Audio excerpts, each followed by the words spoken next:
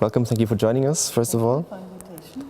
The first question is just in short, why have you been invited to the conference, or what is your personal approach to European commemoration?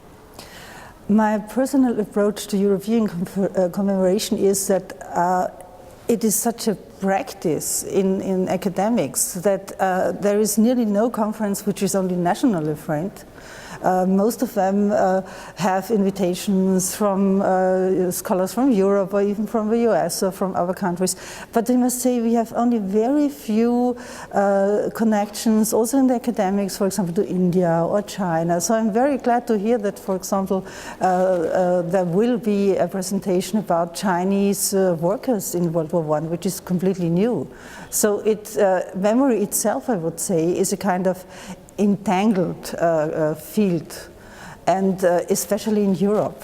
And there have been so many projects, and I think that in this field, the connection between the European funding institutions, the academic field, and the public are the most functioning. Do you think it's also a platform for a type of marginalized memories, such as, for example, the memories of the Armenians?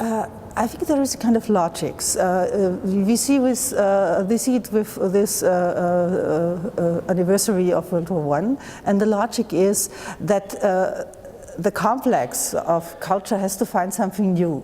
So, and also the academics have to find something new. If you write a dissertation, you have to find something new, a new topic.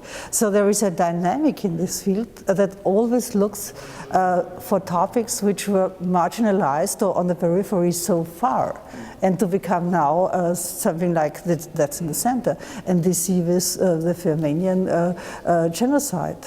How important this topic has become in the last years. It's one of the most discussed European topics besides the Holocaust, World War II, and so on and so forth.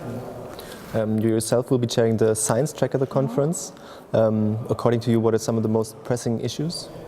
I think the pressing issues in this are how to deal with this tension between, on the one hand, the national questions, which were World War I was nationally framed, especially in academics so far, and a shared European or more globalized view.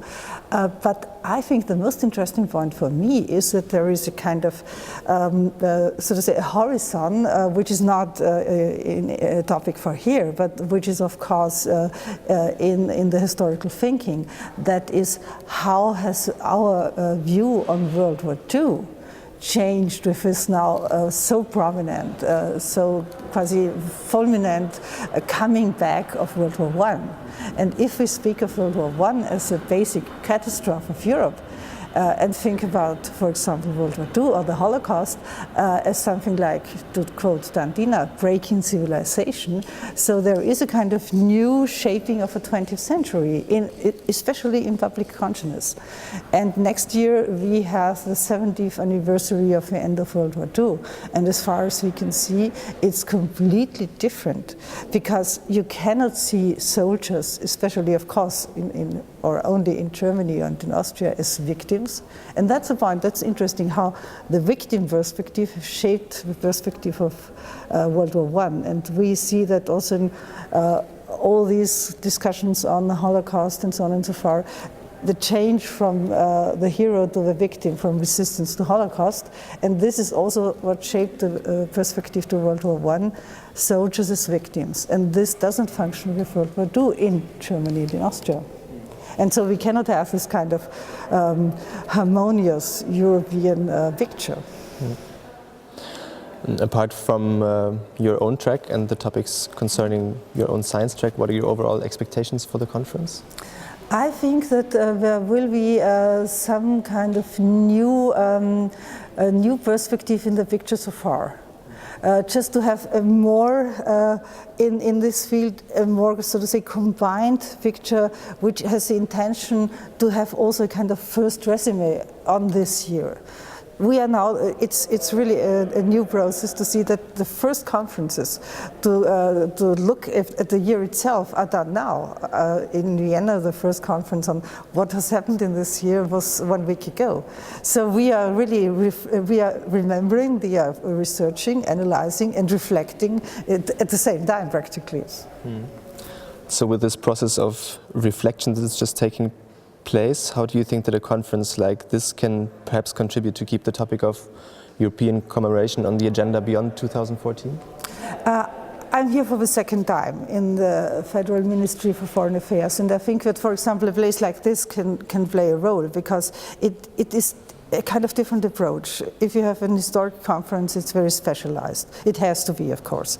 And here you have also journalists, artists, and so on and so forth. So I think this format is something which has a kind of effect of spreading the topic. And I think that the new challenges which are coming up, especially next year and in the coming years of World War I commemoration too, and the combination between these two, World War I, World War II, will have enough potential and social and cultural energy to keep this topic as a European topic alive. And I think that it's not only, so to say, telling history as we are all a family of Europe and looking back to a tragic moment where millions of people became victims, but also the challenges about different perspectives, that these kind of tensions are keeping topics alive. So memory, I think, is a topic which has this potential of raising new questions all the time.